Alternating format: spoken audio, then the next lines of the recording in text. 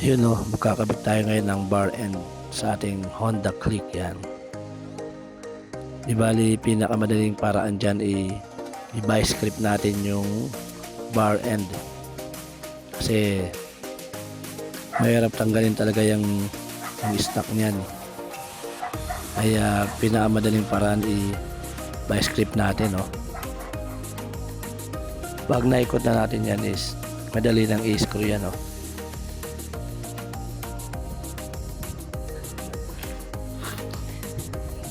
Then yung kabila naman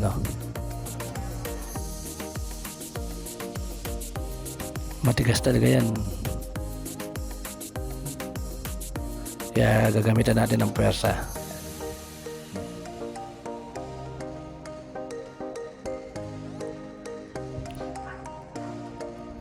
Yan, pag naikot na ng konti pwede na nating i-screw.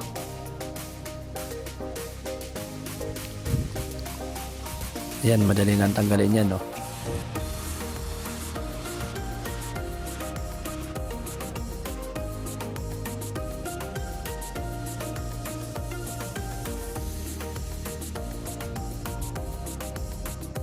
Then, ikakabitan natin yung ating bagong CNC bar end. Madali na lang ikabit yan, eh.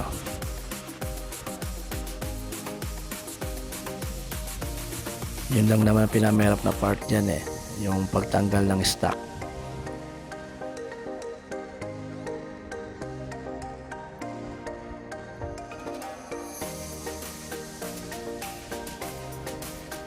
Yan, pakaigpitan na natin.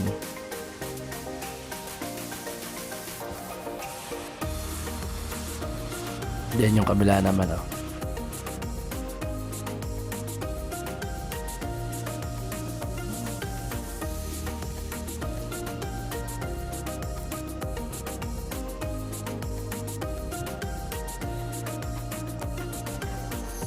yun, pakaigpitan natin,